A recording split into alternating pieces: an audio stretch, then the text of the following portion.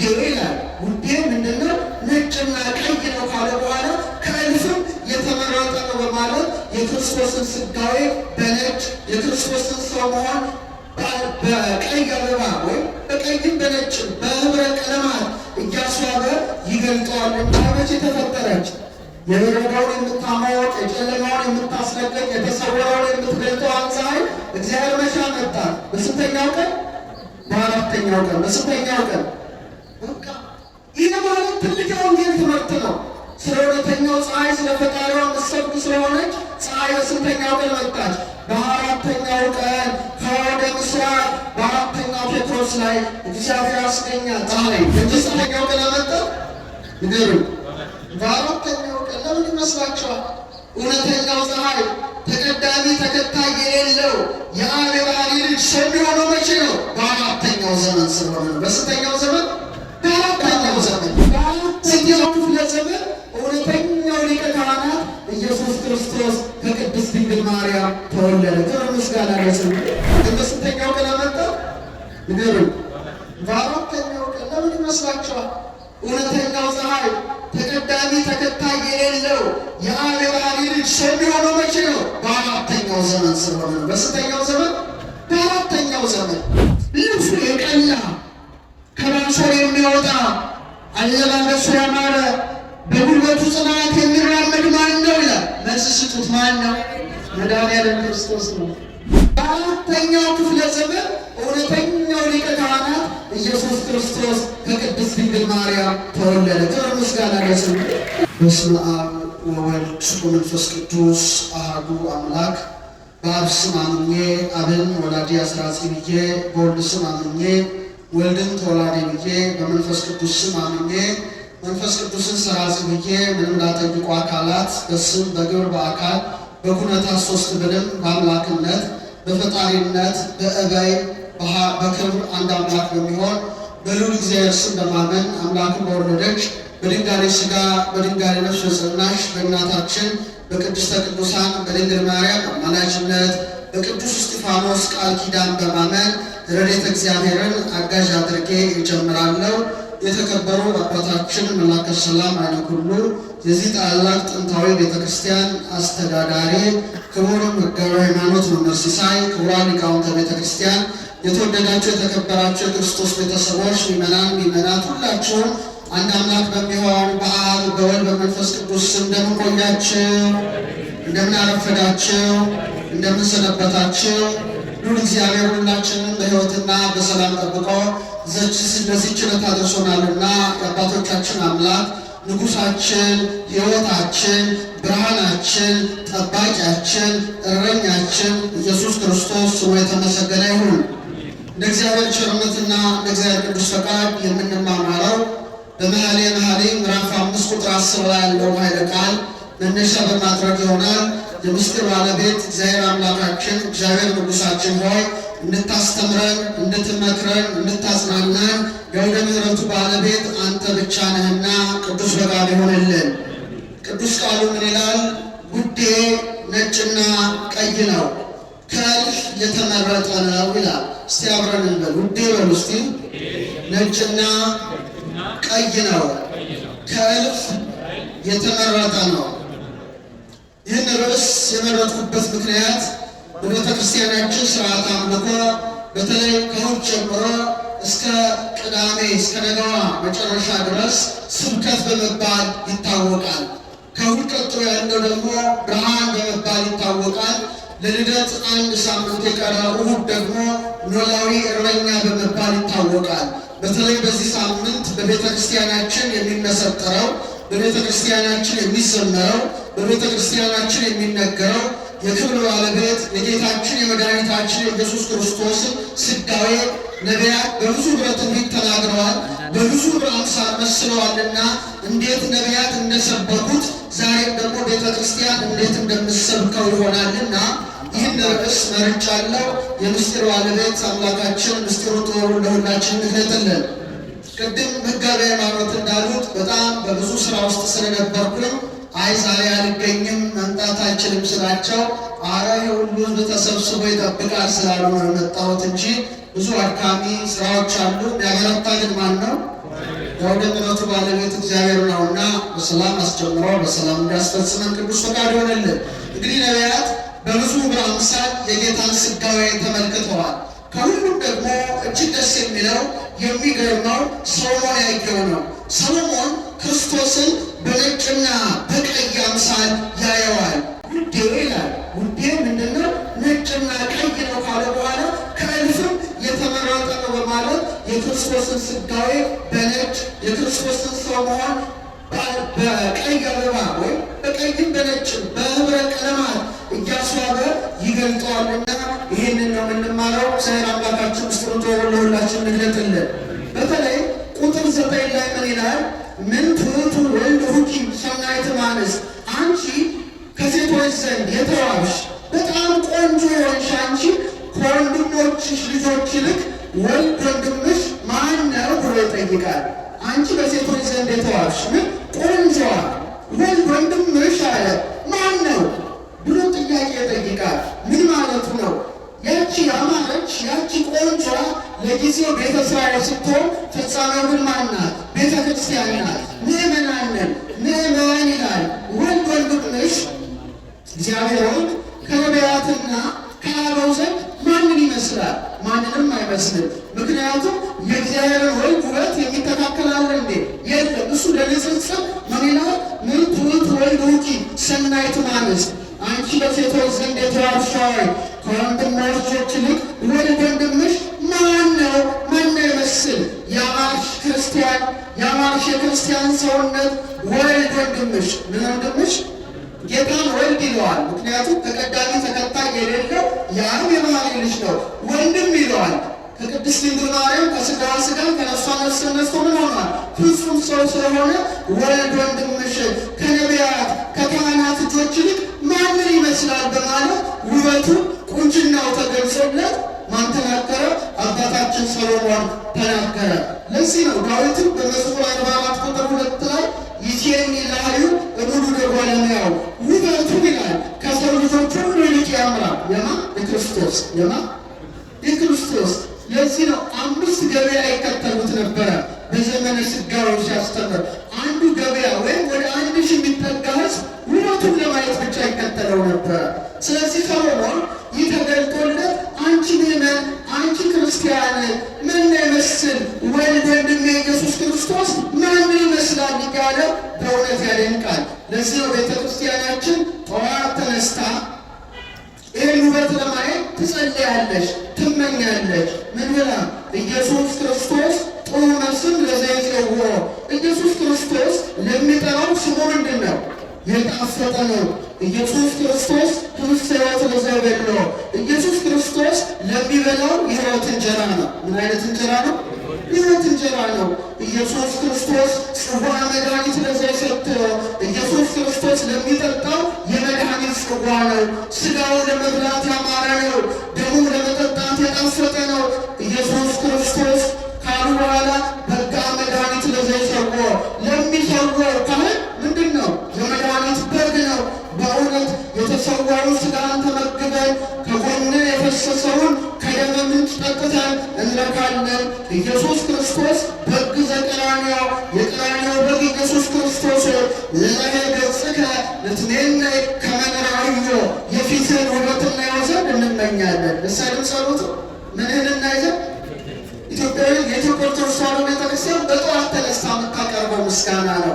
የቀራንዮ በግ ኢየሱስ ክርስቶስ ሆይ ያንተን ፊት፣ ያንተን ውበት፣ ያንተን ደምግባት እናየው ዘንድ ምን እንላለን? እንመኛለን። እንዴት አይነት ጸሎት ነው! ይህን የሕይወት እንጀራ በልታችኋል? ይህን የሕይወት መጠጥ ጠጥታችኋል? ይህን ውብ ፊት ተመልክታችኋል? እጠራጠራለሁ። እስቲ ይህንን የሕይወት እንጀራ የበላ ይህን የሕይወት መጠጥ የጠጣ ይህን ውብ ፊት የተመለከተ ከእናንተ እስቲ እጁን ያውጣ። በቃ እናንተ ብቻ ናችሁ? ሥጋውን የበላችሁ ደሙን የጠጣችሁ እናንተ ብቻ ናችሁ? ሌሎቻችሁስ? እጅ ኧረ ያሳፍረው፣ ኧረ ያስደነግጣል። ይህን ውበት ለማየት እንመኛለን። ማን ይመስል? ማን ይመስላል? ካህናት ዕለት ዕለት ያዩታል። በእውነት ይሰዉታል፣ ያርዱታል፣ ያወራርዱታል። እኛ ደግሞ ሥጋውን እንበላለን፣ ደሙን እንጠጣለን። ሥጋው ከሥጋችን ደሙ ከደማችን ተዋህዷል። ስለዚህ አባ ጊዮርጊስ ምን ይላል? ኢየሱስ ክርስቶስ ለሚበላው የሕይወት እንጀራ ነው፣ ኢየሱስ ክርስቶስ ለሚጠጣው ደሙ የጣፈጠ ነው ይላል።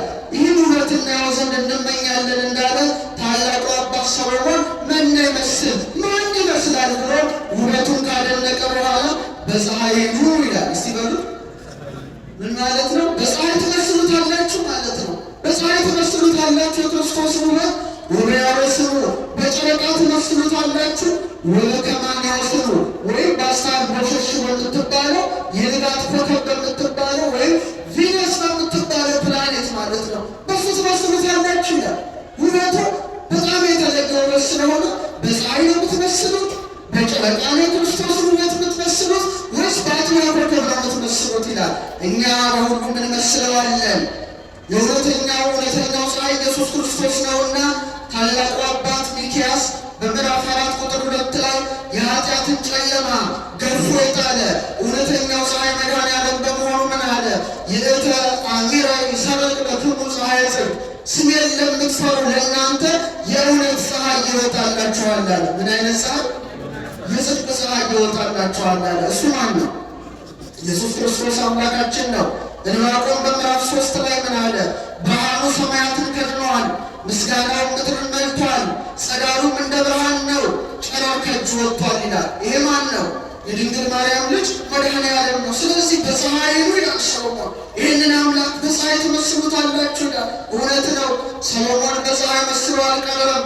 በምድር ላይ ሲመላለስ የኔና የእናንተ አምላክ ኢየሱስ ክርስቶስ ታቦር ተራራ ላይ ጌትነቱን በገለጠ ጊዜ ፊቱ እንደ ፀሐይ ምን ይላል? አበራ ይላል። አያችሁ? ወአብርሃ ገጹ ከመ ፀሐይ፣ ፊቱ እንደምን አበራ? እንደ ፀሐይ አበራ። እውነተኛው ፀሐይ ማን ነው? እሱ ራሱ ነው። ወአልባሲሁ ኮነ ጸዓዳ ከመ በረድ፣ ልብሱም እንደ በረዶ ምን ሆነ? ነጭ ሆነ ይላል። ንጹሐ ባሕርይ አምላክ ስለሆነ። ስለዚህ ሰሎሞን ምን አለ? ይሄ ነጭም ቀይም የሆነ ውዴ አለ ከእልፍ የተመረጠ ነው። በምን ትመስያለሽ አንቺ ምእመን? በፀሐይ ነው በማለት ያደንቃል። ለዚህ ነው ቤተ ክርስቲያናችን በኪዳን ጸሎት ላይ አምላኳ፣ ንጉሷ፣ ብርሃኗ፣ ሕይወቷ ኢየሱስ ክርስቶስን ምን ትለዋለች? ፀሐይ ዘኢየዓርብ፣ የማይጠልቅ ፀሐይ። ምን አይነት ፀሐይ? እችኛዋ ፀሐይ ትጠልቃለች፣ እሱስ አይጠልቅም። የማይጠፋ ብርሃን ዘወትር በቅዱሳን አድሮ የሚያበራ ፀሐይ። እሱ ማን ነው? የድንግል ማርያም ልጅ ኢየሱስ ክርስቶስ ነው። አሁን ወደ ላይ ቀና ብለን ስንመለከት ይሄ በሰማይ ላይ ተጽፎ እናነባለን። በምን ላይ? መጽሐፍ ቅዱስ ላይ የእግዚአብሔር ቃል ተጽፏል፣ እናውቃለን፣ እናምናለን። በሰማይ ላይስ አሁንም ተጽፏል፣ እናምናለን፣ እናውቃለን። ይህንን ነቢያትና ሐዋርያት ጽፈውታል። ከዋክብትን ግን ማን ጽፎታል? ራሱ እግዚአብሔር በጣቱ ጽፏቸዋል። ለዚህ ነው ዳዊት ምን ይላል? በመዝሙር 18 ላይ ሰማያት ይነግራ ስብሐተ እግዚአብሔር። ሰማያት አለ የእግዚአብሔርን ክብር ይናገራሉ። ማለት የእግዚአብሔርን ክብር፣ ጠፈርም አለ የእጁ ስራ ያወራል። ስለዚህ በቀን የምናያት ፀሐይ፣ በሌሊት የምናያቸው ጨረቃና ከዋክብት እያንዳንዳቸው የማንን ስራ ይመሰክራሉ? የእግዚአብሔርን ስራ ይመሰክራሉ። ስለዚህ ስለ እውነተኛው ፀሐይ ስለ ክርስቶስ ማን ትሰብካለች? ምሳሌ የሆነችው ፀሐይ ትሰብካለች። ፀሐይ ትልቅ መምህርት ናት፣ ትልቅ ወንጌላዊት ናት። ፀሐይ እግዚአብሔር አምላክ ፀሐይን በስንተኛው ቀን አመጣ? እስቲ ንገሩን። እሑድ ናት? እሑድ ነው የመጣው? እስቲ እሑድ የምትሉ እጅ አውጡ። ፀሐይ የተፈጠረችው መቼ ነው? በጣም ቀላል የመጨረሻው ቀላል ጥያቄ እኮ ነው እየጠየኳቸው ያለው። ፀሐይ መቼ ተፈጠረች? የበረዶውን የምታሞቅ፣ የጨለማውን የምታስለቅቅ፣ የተሰወረውን የምትገልጠዋን ፀሐይ እግዚአብሔር መቼ አመጣ? በስንተኛው ቀን? በአራተኛው ቀን። በስንተኛው ቀን? በቃ ይህ ማለት ትልቅ የወንጌል ትምህርት ነው። ስለ እውነተኛው ፀሐይ ስለ ፈጣሪዋ ምሰብክ ስለሆነች ፀሐይ በስንተኛው ቀን መጣች? በአራተኛው ቀን ከወደ ምስራቅ በአራተኛው ጴጥሮስ ላይ እግዚአብሔር አስገኛት። እቺ ፀሐይ ትልቅ መምህርት ናት። ለዚህ ነው ሰማያት የእግዚአብሔርን ክብር ይናገራሉ ያለው። ፀሐይ በአራተኛው ዕለት የመጣችበት ትልቅ ምክንያት አላት። እግዚአብሔር በአምስተኛው ቀን ሊያመጣት ይችላል፣ ሊፈጥራት። በሦስተኛው ቀን ሊፈጥራት ይችላል። በመጀመሪያው ቀን ሊያመጣ ይችላል። ምንም ፀሐይ በስንተኛው ቀን አመጣ? ንገሩኝ። በአራተኛው ቀን። ለምን ይመስላችኋል? እውነተኛው ፀሐይ ተቀዳሚ ተከታይ የሌለው የአብ የባህሪ ልጅ ሰው የሚሆነው መቼ ነው? በአራተኛው ዘመን ስለሆነ ነው። በስንተኛው ዘመን? በአራተኛው ዘመን። ስንት ዘመናት ነበሩ ከክርስቶስ በፊት? ሶስት። እሱ ጋር ሲደርስ አራት ሆነ። የመጀመሪያው ዘመነ አበው ይባላል። ሲበሉ እስከምናየው ድረስ። ከዛ ሁለተኛው ዘመን ከሙሴ ከኢያሱ ጀምሮ ዘመነ መሳፍንት ይባላል። ምን ይባላል? እነ ዳዊት የነበሩበት ዘመን ደግሞ ምን ይባላል? ዘመነ ነገሥት ይባላል። እነ ዘሩባቤል የነበሩበት እስከ ክርስቶስ ልደት የነበረው ዘመን ደግሞ ዘመነ ካህናት ሲበሉ ይገሙት። ስለዚህ የመጀመሪያው ዘመነ አበው፣ ሁለተኛው ዘመነ መሳፍንት፣ ሶስተኛው ዘመነ ነገሥት፣ አራተኛው ልክ በዘመነ ካህናት በአራተኛው ክፍለ ዘመን እውነተኛው ሊቀ ካህናት ኢየሱስ ክርስቶስ ከቅድስት ድንግል ማርያም ተወለደ። ክብር ምስጋና ለስሙ። ስርዓት ሰማይ ላይ አስቀድሞ ታትሟል። ዝም ብሎ አይሆን አይደለም። እንደገና የያዕቆብ ነገድ 12 ነው። 12ቱ ነገድ እስራኤል ይባላሉ። ስንት ልጆች አሉት? 12 ማ የያዕቆብ ጌታ ሰው የሆነ ከስንተኛው ልጅ ይመስላችኋል? አሁንም አራተኛው። የመጀመሪያው ስሙ ሮቤል ይባላል። ሁለተኛው ልጁ ስሙ ስምዖን ይባላል። ሶስተኛው ልጁ ስሙ ሌዊ ይባላል። አራተኛው ይሁዳ ይባላል። ማን ይባላል? ንግስና ምልክና ከሱ ወገን የሆነ አራተኛው ይሁዳ ተወለደ። ስንተኛው? አራተኛ ልጅ። አሁን ደግሞ ልክ ጌታ እውነተኛ ፀሐይ ነውና ፀሐይ በአራተኛው ዕለት እንደመጣች የይሁዳ አንበሳ የተባለ ኢየሱስ ክርስቶስ በአራተኛው የያዕቆብ ልጅ ምን ሆነ? በኩል ከተገኘች ከቅድስት ድንግል ማርያም ያለ አባት ተወለደ። ስለዚህ መጀመሪያ ምስጢሩን ያስቀመጠው የት ላይ ነው? ፀሐይ ላይ። እስቲ በሉ ፀሐይ ላይ። ታላቁ ሊቅ ቅዱስ ያሬድ ምን ይላል? በተለይ ድጓ በሚባል መጽሐፉ ላይ ዘእስጢፋኖስ ላይ እምስሮ ሲል ፀሐይ ሰረቀ ከእሴ ባህሪ አለ ፀሐይ ወጣ ወአድኃነ ዓለመ በምጽአቱ በመምጣቱ ዓለምን አዳነ። ብርሃን ዘእምብርሃን ዘመጽአ ውስተ ጽልመት ክብሮሙ ለቅዱሳን የቅዱሳን ክብራቸው ከሰማየ ሰማያት የወረደው እውነተኛው ብርሃን ማን ነው? የድንግል ማርያም ልጅ እውነተኛው ፀሐይ ኢየሱስ ክርስቶስ ነው። ክብር ምስጋና ለእሱ ይሁን። ስለዚህ ድንግል ማርያም በምን ትመሰላለች? በሰማይ። በምን? በሰማይ ላይ ምን አለ? ፀሐይ እንደሚገኝ ቅድስት ድንግል ማርያም ሰማይ ሆነ ማንን ወለደችው? ሰረቀ ለነ እምኔኪ ፀሐየ ጽድቅ፣ ከአንቺ እውነተኛው ፀሐይ ኢየሱስ ክርስቶስ ተወለደ አለ ቅዱስ ኤፍሬም። ረድኤቱ በረከቱ አይደርብን።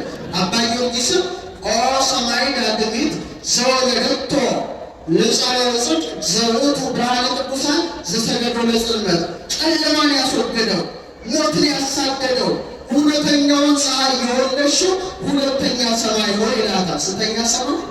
ሁለተኛይቱ ሰማይ ሆይ ይላታል። ያደንቃታል። በረከቱ አይደረብን። ስለዚህ በፀሐይ ይላል ሰሎሞን። ይሄ ነው በፀሐይ ትመስሉታላችሁ ክርስቶስ ይላል። እውነት ነው እንመስለዋለን ሰሎሞን። ሌላው ፀሐይ በስንተኛው ዕለት ተፈጠረች? ድገሙት። በአራተኛው ዕለት። በደንብ አስተውሉ። እውነተኛው ፀሐይ ኢየሱስ ክርስቶስ ደግሞ በስንተኛው ወር ተወለደ? በስንተኛው ወር?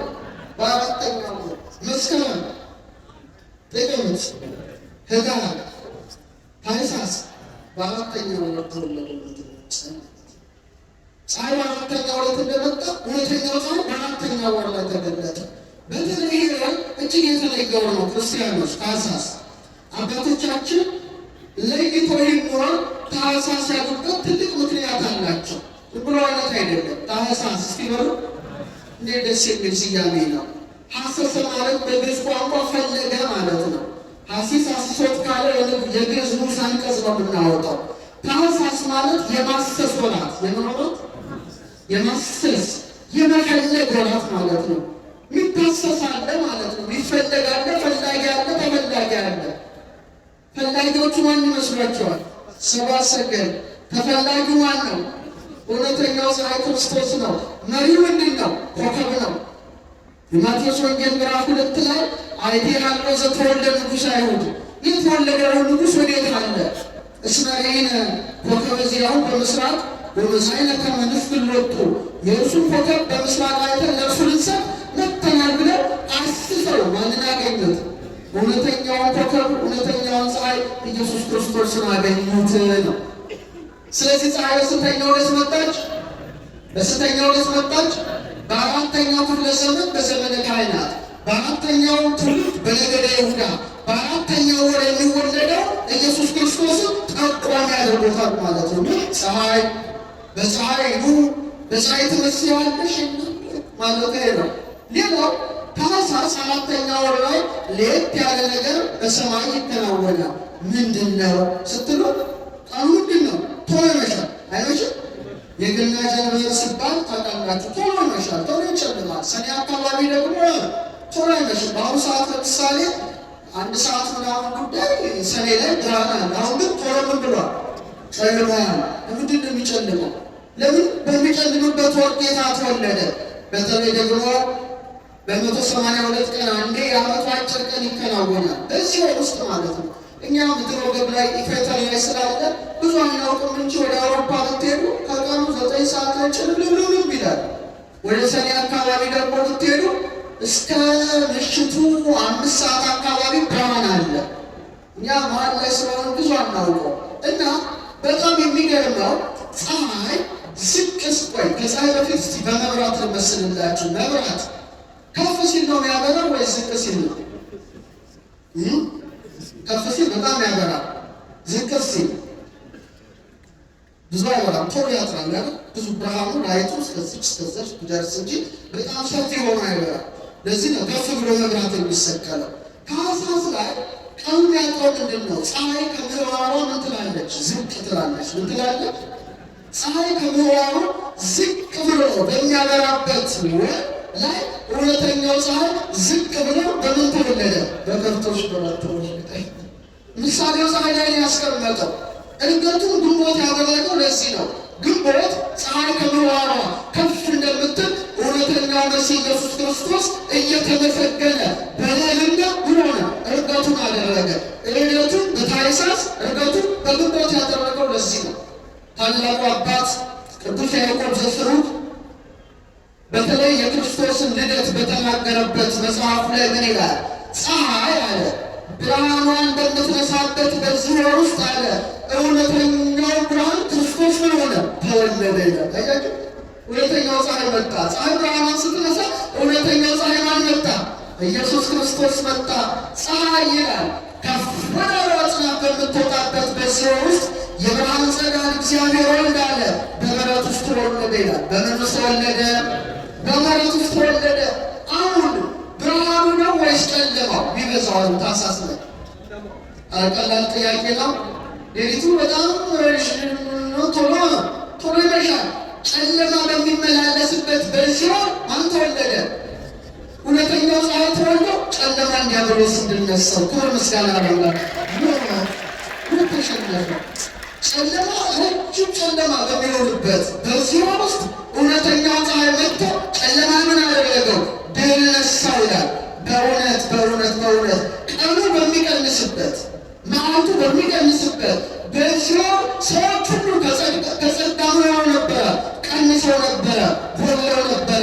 ያን ጉድለታቸውን ሊመላ እውነተኛው ፀሐይ ኢየሱስ ክርስቶስ ከቅድስት ድንግል የተወለደ በከብቶች ንገሩ፣ በከብቶች በረት ተወለደ ይላል። እውነተኛው ፀሐይ በበረት ውስጥ አበራ። ያን ጊዜ ጨለማ ምን ሆነ? ለፀሐይ ቦታውን ለቀቀ። ፀሐዩ ማን ነው? ክርስቶስ ነው። ለምን በሌሊት ተወለደ ይላል። ዓለም ሁሉ ምንድን ነው? በጨለማ ውስጥ ነበረ ጌታ ሲወለድ። እውነተኛው ብርሃን በጨለማና በሞት ጥላ ውስጥ ያሉትን ሁሉ ብርሃኑን ሊሰጣቸው እውነተኛው ፀሐይ እሱ ስለሆነ በምን ተወለደ? በጨለማው ሰዓት ተወለደ። ሌሊት ተወለደ። ሌሊት ሰልጥኖ ነበረ። ያን የሌሊትን ጨለማ ሊገፍ የኔና የናንተ አምላክ በበረት ተወለደ። አሁን ልደቱን ልናስብ ጥቂት ጊዜ ቀርቷል። ሌላው ይህ ወር አራተኛው ወር እኛ ሀገር ነው። ብዙ አናውቅም። እኛ የሚገርማችሁ ብዙ ነገር አናየም። መሀል ላይ የሆነ ሰው ብዙ አያውቅም። ወደ ሌላ ብትሄዱ በጣም ቀዝቃዛ ነው። አሁን ኢየሩሳሌም ብትሄዱ ክረምት ነው። ቤተልሔም ብትሄዱ በጣም ቀዝቃዛ ነው። ቅጠሉን ብታዩ ረግፎ እንደው አጥንት ነው የሚቀረው። እስኬለተን ዝም ብሎ ግንድ እንጂ ቅጠል የለም፣ በሙሉ ይረግፋል። አውሮፓ ብትሄዱ፣ አሜሪካ ብትሄዱ አሁን ክረምት ገብቷል፣ እኛ ጋር ነው በጋ። ቤተልሔም እስራኤል ብትሄዱ አሁን ክረምት ነው፣ በጣም ይቀዘቅዛል፣ ቅጠሎች ሁሉ ይረግፋሉ። የሰማችሁ? ታዲያ ለምን በዚህ በአራተኛው ወር ተወለደ ለሚለው ጥያቄ ሰዎች ሁሉ በአዳምና በሔዋን ኃጢአት ምክንያት ከጸጋ ምን ሆነው ነበረ? እንደ ቅጠል ረግፈናል እንዳለ ረግፈው ነበረ። ያን የረገፈ ማንነታችንን በጸጋው ሊሸልመን በጸጋው ሊያሞቀን የኔና የእናንተ ጌታ ተወልዶ በጨርቅ ተጠቀለለ ማለት ነው። አሁን ጽድቃችን እንደ መርገም ጨርቅ ሆኖ አለተባ እንኳን ኃጢአት ጽድቅ ራሱ መርገም በሆነበት ሰዓት የኔና የእናንተ ጌታ ተወለደ። ስለዚህ አባ ጊዮርጊስ ምን ይላል? ስርዓተ ሰማይ ተሰራ በዲበ ምድር፣ የሰማይ ስርዓት በምድር ላይ ተሰራ ይላል። በምንድን? አሁን ሰዎች ቀና ብለው ሲያዩ በሰማይ ፀሐይ፣ ጨረቃ፣ ሌላስ ከዋክብት ይገኛል። በቀላሉ ማለት ነው እንጂ በጣም ብዙ ነገር ነው ሰማይ ላይ ያለ። አይሆንም ላይ ነው ምን አለ? ልክ እንደ ፀሐይ ሆኖ ማን መጣ ይላል? ኢየሱስ ክርስቶስ መጣ ይላል። እንደ ፀሐይ ሆኖ ማን መጣ? ብርሃነ ቅዱሳን እውነተኛው ፀሐይ የኃጢአትን ጨለማ ገፎ የጣለው የሞትን ጥላ ያስወገደው እውነተኛው ፀሐይ መጣ ይላል። እንደ ጨረቃ ሆነ ቤተልሔም ሰማይን መሰለች ነው። ቤተልሔም ሰማይን መሰለች። እንደ እውነተኛው ፀሐይ ኢየሱስ ክርስቶስ ነበረ። እንደ ጨረቃስ ድንግል ማርያም ነበረች። ማን ነበረች? ድንግል ማርያም። ጨረቃ ትመላለች፣ ጨረቃ ትጎላለች። ማኅተመ ድንግልናዋ ምሉ የሆነ እውነተኛዋ ጨረቃ ማን ተገለጠች? ፍጠኑ አይመልሱ ድንግል ማርያም ተገኘች ይላል። እየንተ ከዋክብተ ሰማይ አስተርአዩ መላእክተ እግዚአብሔር፣ በሰማይ ከዋክብት ፈንታ ማን መጡ? መላእክት ከሰማይ ወረዱ። የት? ቤተልሔም። ልደት ቀርቧል። ተስፋችን ቀርቧል። የደስታችን ጊዜ ቀርቧል። በሰማይ ላይ ፀሐይ እንዳለ ማን ተወለደ አልኳችሁ? ኧረ መልሱ። እንደ ጨረቃ ቅድስት ድንግል ማርያም፣ እንደ ከዋክብት ብርሃን መላእክት ማለት ነው። እመቤታችን በጨረቃ ትመሰላለች። ታውቃላችሁ፣ ጨረቃ 4 ሰሌዳ አላት። ስንት ሰሌዳ አላት? 4 ሰሌዳ አላት። መጀመሪያ ትወለዳለች፣ ማጭድ መስላ ትታያለች፣ ፊቷን ወደ ምስራቅ ታደርጋለች። ይሄ በሶስተኛው ቀን የሚደረግ ነው። እሷም ከሐናና ከኢያቄም ምን ሆነች? ተወለደች ማለት ነው። ጨረቃ ሁለተኛው ከፍ እንደምትል እሷም በቤተ መቅደስ በንጽህና በቅድስና ኖረች፣ አደገች። ሶስተኛ ፀሐይ ልክ በ15ኛው ቀን በስንተኛው ቀን?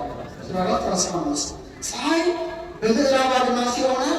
ጨረቃ በምስራቅ ላይ ትሆንና ሙሉ የፀሐይ ብርሃን ጨረቃ ላይ ሲያበራ ጨረቃ ምን ትባላለች? ምልአተ ወር ሙሉ ሆነች ይባላል። ምን ሆነች ይባላል? በ15ኛው ቀን እመቤታችንም ልክ በ15 ዓመቷ ማለት ነው።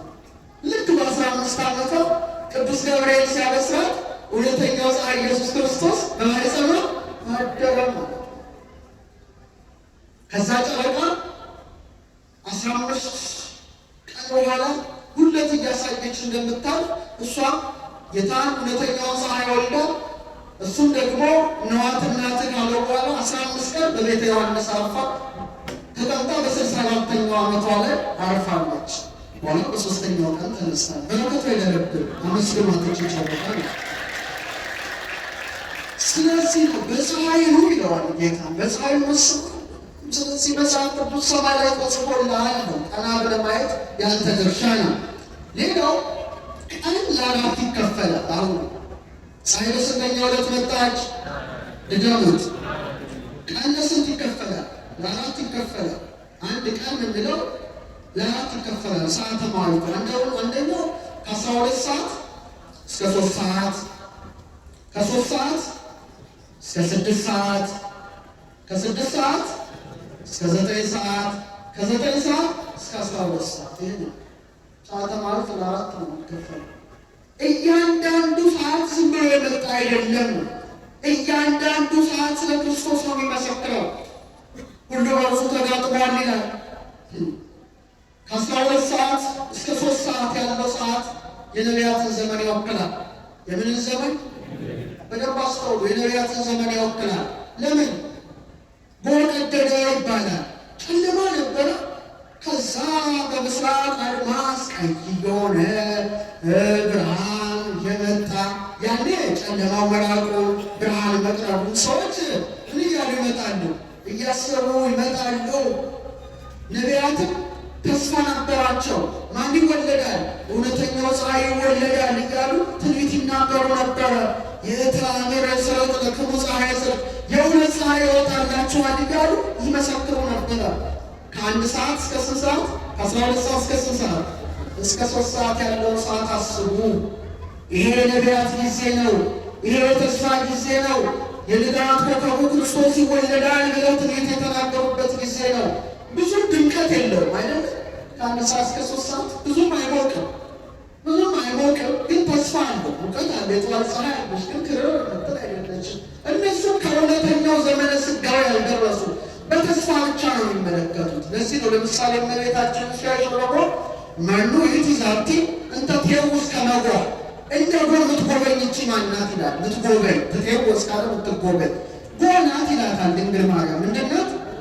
ጎ በቃ ጎ ማለት ፀሐይ ሊመጣ መሆኑን የመቃረቢያ ምልክት ነው። እውነት አስብ። ጎ መጣ ማለት ጠዋት ላይ ፀሐይ ሊወጣ ነው ማለት ነው። እሷም እውነተኛው ፀሐይ ክርስቶስ ከመምጣቱ በፊት 15 ዓመት ቀድማ ተገኝታለች። ጎ አድርጓታ። አሁን ቀጥሎ ከ3 ሰዓት ከ3 ሰዓት እስከ 6 ሰዓት ነው። በዚህ ሰዓት ፀሐይ ምን ይሆናል? ብሎ ሆኖ ይገለጣል። በዓይንም በደንብ ተደርጎ ይታያል። ይህ ምንድን ነው? ዘመነ ስጋዊ ነው።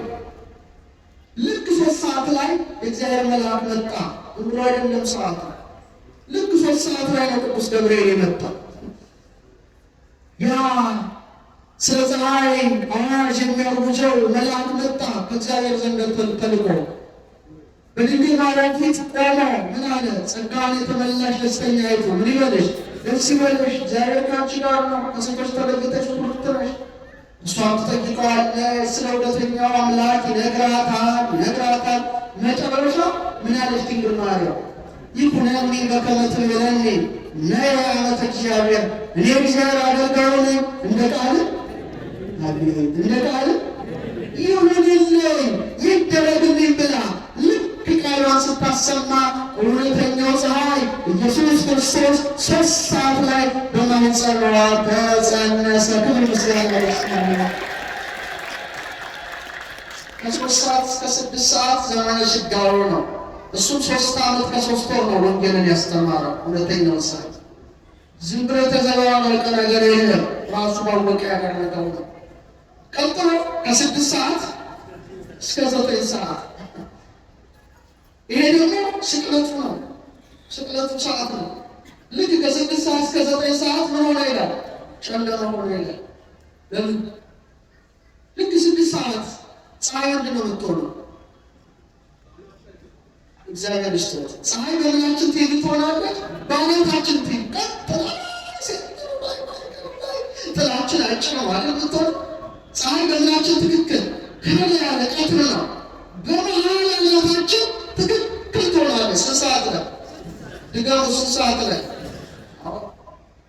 ልክ ከቀኑ 6 ሰዓት ላይ በተመሳሳይ መልኩ ፀሐይ በማዕከለ ሰማይ ላይ እንደምትሆን በማዕከለ ምድር በቀራንዮ ላይ የምድር እምብርት በሆነው በቀራንዮ ላይ የመሬት ሴንተር በሆነው በቀራንዮ ላይ ከሰማይ ዝቅ ከምድር ከፍ ብሎ እውነተኛው ፀሐይ ሲሰቀል እችኛዋ ፀሐይ ጨለመች። ክብር ምስጋና ለስሙ።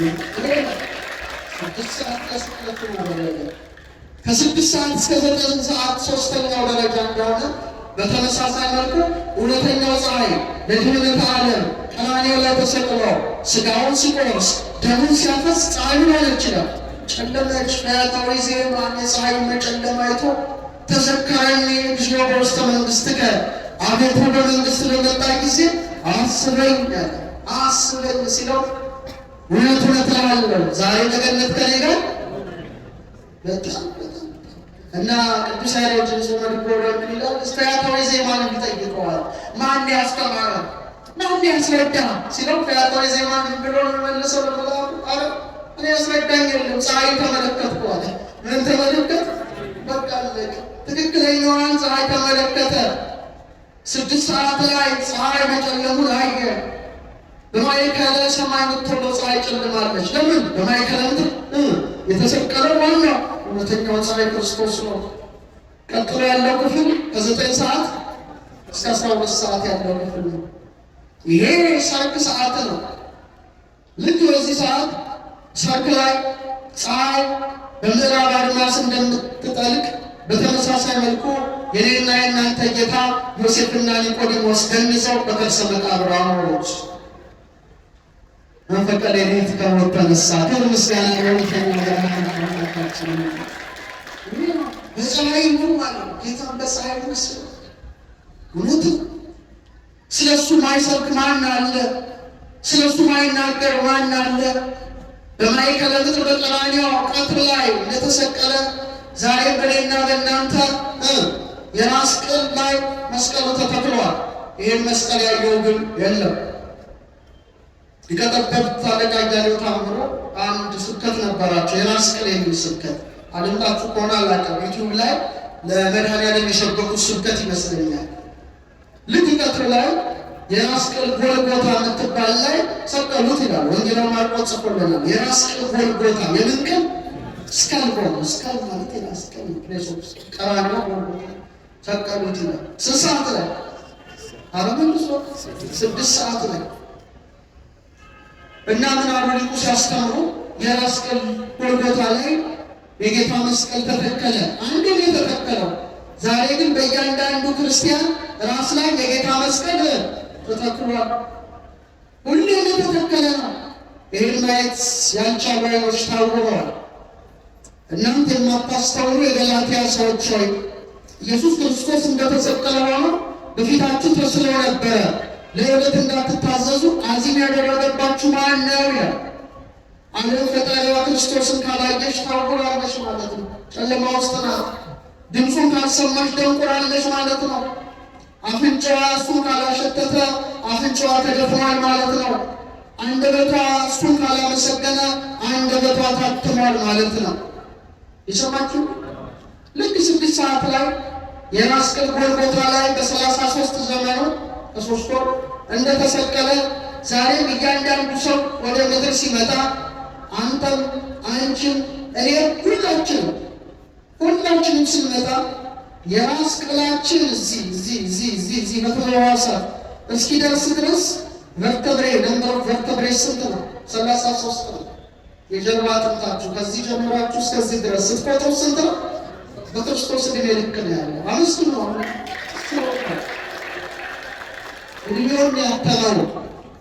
እድሜውን ያተነው 33 ነው። ማንም ሰው ሲመጣ የጌታ የስቅለት ስዕሉ ስትመለከቱ አንድ ጭንቅላት ታያላችሁ አይደል? መስቀሉን ግርስም ያ ርዕሰ አዳም ነው፣ የአዳም ራስ ነው። በእሱ ላይ ነው መስቀሉን የተተከለው። ቢሆንም አዳም 22ኛ ስነ ፍጥረት ነው። ስንተኛ ነው? የእግዚአብሔር ስሞች 22ቱ አሌፋት ናቸው። አዳምን 22ኛ ስነ ፍጥረት ነው።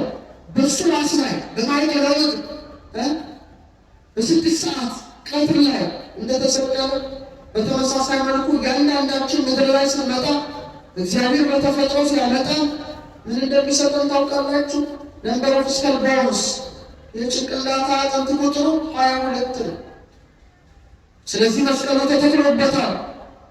ቀትር ላይ 6 ሰዓት ላይ በዕፀ መስቀል ላይ እንደተሰቀለ ዛሬም በርዕሰ ልቡናችን ላይ መስቀሉ ሆኗል፣ ተተክሏል።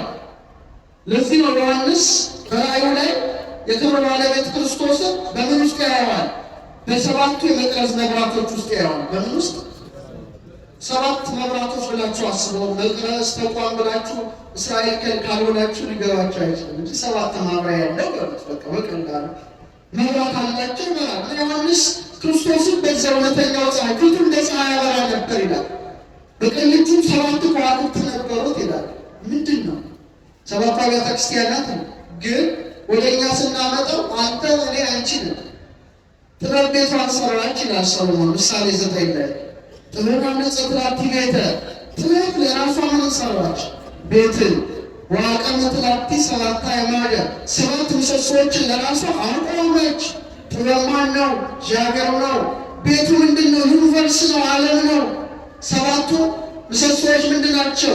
7ቱ ዕለታት ናቸው። ይህ ብቻ አይደለም። ጥበብ ማን ነው? ኢየሱስ ክርስቶስ ነው። ቤት ምንድን ነው? እኔ፣ አንተ፣ አንቺ ማደሪያዎቹ ነን። ልክ እንደ 7 ምሰሶ መክብበ ሕዋሳት በሆነ የራስ ቅላችን ላይ 7 ምሰሶዎችን ያደረገ። ስንት ዓይኖች አሉ? 2። ስንት ጆሮዎች አሉ? 1። ስንት የአፍንጫ ቀዳዳዎች አሉ? ስንት አፍ አለ? ሲደመር 7 ምሰሶዎች እነዚህ ናቸው። ስለዚህ 2 ዓይኖቻችን ሰሎሞን እንዳለው ክርስቶስን ማየት ካልቻሉ ታውረዋል። 2 ጆሮዎቻችን ድምፁን ሰምተው ይሆን? ድምፁ ምን የሚል ነው? ሥጋዬን የበላ ደሜን የጠጣ የዘላለም ሕይወት አለው የሚል ድምፅ ነው። እነሆ ከደጅ ቆሜ አንኳኳለሁ። ማንም ድምፄን ቢሰማ ቢከፍትልኝ ወደ እርሱ እገባለሁ፣ ከእርሱም ጋር እራት እበላለሁ። አቤት የፍቅር መልእክት ነው! የበጎች እረኛ እኔ ነኝ የሚል ድምፅ ነው። ይሄን ያሰማ ጆሮ ደንቁሯል። 2 የአፍንጫ ቀዳዳዎቻችን መዓዛ ቁርባኑን አሽትተዋል። ወጣቶች አሽተዋል። ምንድን ነው አፍንጫችን እያሸተተ ያለ? ሽቶ ነው። በወጣትነት እድሜያችን ልክ እንደነ እስጢፋኖስ መዓዛ ቁርባኑን ማሽተት ነበረብን። አልታደልንም። ድረስ ልክ 80 ዓመት ሞልቶ ሲያስቀድም ቤተሰብ አዝኖ አፍ እንዲከፍቶ ለመቅረብ ሲመጣ ምን ሆናችሁ ነው? አፍንጫችን እሱን ካላሸተተው ተደፍኗል። ሽቶ ስላሸተተ ያሸታል አይደለም። አፋችን አንድ የመቅረዝ መብራት ነው። ስጋውን መብላት፣ ደሙን መጠጣት፣ የታረደውን ፍሪዳ ማጣጣም ያስፈልጋል። ስጋው የሚጣፍጥ መብል ነው ይላል አባ ጊዮርጊስ። ደሙም የሚጣፍጥ መጠጥ ነው። ያ ከበጎሮሯችን ሊፈስ ይገባል። ወጣቶችን ነው ደግሞ በተለይ ለምንድነው አንቆር ነው። በሰሞኑ ግልጽ ነበርኩኝ። እዛ ተመላልሻለሁ እና ያስቀደሰ ሁሉ ይቆርባል እዛ ማለት ነው። ስጋውን ደግሞ ይቀበላል። በእርግጠኛ ካልቆረብን እንድናስቀድስ ትእዛዙ አያዝም። ዘይት መጥቶን ቁርባን ይሰደድን ቤተክርስቲያን ነው። ራሳችን እያዘንን ነው የሰማችሁ። ቅዳሴው መቀደሱ ክርስቶስን ልንበላው ልንጠጣው ልንዋሃደው ነው እንጂ እና ቅዳሴ ጠበል ላይ ነው ድብድቡ እኮ። እና ለምንድን ነው እየጠየቅኩ ምትቆርቡት? ዕለት ዕለት በምን ሰዓት ሰማዕትነት እንደሚመጣ አይታወቅም። ምሳ እንደኛ አይደለም። አንዱ ዋሽባል አፈንድቶ የሚሞት አሉ ብዙዎች። ምንድን ነው የሚሉት? ክርስቶስን ሳንበላና ሳንጠጣ ሞት እንዳያገኘው ነው። ከሄድን ወደ እሱ በልተነው ነው ጠጥተነው ነው መሄድ ያለብን። ዝም ብሎ በንዝህ ላይ ተቀምጦ አይደለም። እየበላ ነው ጠጥተነው ወደ እሱ ወደ ሰማያዊ ሙሽራ ወደ ክርስቶስ መሄድ ምን አይነት መባረክ ነው! መባረክ ነው ብሎ ያስባሉ። እና ንስሐ ሲገቡ ጠይቃለሁ ብሎ ንስሐ ስትገቡ አልኳል ምንድን ነው ቀኖናው? ጾም፣ ጸሎት፣ ስግደት ነው እኛ የሚሰጠት ጥሩ ነው በለቱ። እዛ ግን አይደለም። 2 ሳምንት እንዳትቆርብ ተብሎ ይከለከላል። አንድ ወጣት፣ አንድ እናት፣ አንድ ሴት ወዘተ 2 ሳምንት እንዳትቀበል ከተባለ ኦክሲጅኑ ቆመ ማለት ነው። አዘነ። ክርስቶስን አየው፣ ክርስቶስን አያደምጠው፣ መዓዛ ቁርባኑ አፍንጫው አይገባም። አጣጥሞታል። 2 ሳምንት ክርስቶስን ሳይቆርብ ኖረ ማለት ኦክሲጅኑ ቆመ ማለት ነው። ለዛ ክርስቲያን ከሳፍራን ወደሚያስነት በነገና ብቻ የተሸፈነ አምልኮት አይሆንም። ስለዚህ መብራታችን አልበራም ነው። እውነተኛው ፀሐይ እኛ ላይ ማብራት አለበት። ስላላበራ ነው ይህ ሁሉ የሆነው። ስለዚህ የሰማችን ኦርቶዶክስ አለ በእኛም ልቡና እውነተኛው ፀሐይ እንዲያበራ ቅዱስ ፈቃዱ ይሁንልን። ሌላዎችን ነገራችሁ ትምህርቴን ላጠቃል። ፀሐይ 4 ከዋክብት ታስከትላለች። ስንት ከዋክብት ድገሙት? 4ቱም ደግሞ አጅቦ 12 አብረዋት ይጓዛሉ። ስንት? ለምንድን ነው ይሄን ያደረገው አምላካችን? ሄኖክ በምዕራፍ 8 ቁጥር 19 ላይ እንዲህ ይላል፣ የተሰሩ 4ቱን ክፍለ ዘመን የሚለዩ ስንት ዘመን? ሲዝንስ ወቅቶች ማለት ነው።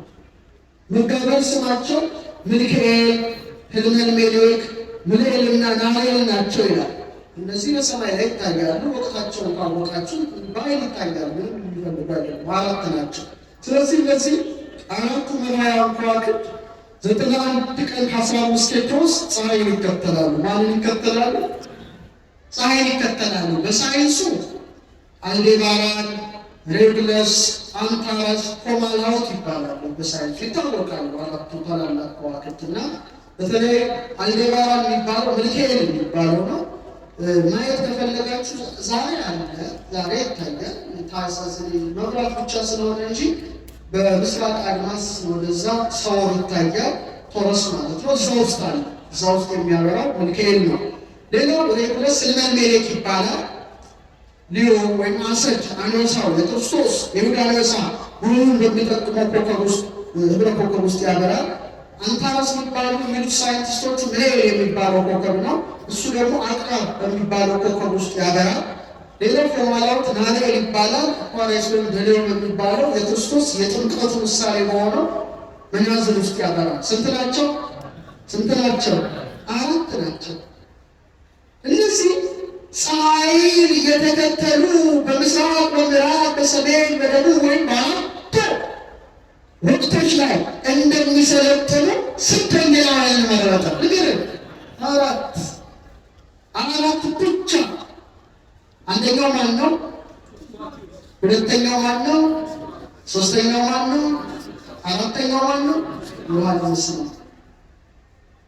በብሉይ ዘመን እውነተኛው ፀሐይ እግዚአብሔር አራት ታላላቅ ነቢያትን ኢሳይያስን፣ ኤርምያስን፣ ሕዝቅኤልን፣ ዳንኤልን እንደመረጠ ከፀሐይ የተገኘው እውነተኛው ፀሐይ ልጁ ደግሞ አራቱን ወንጌላውያንን መረጠ።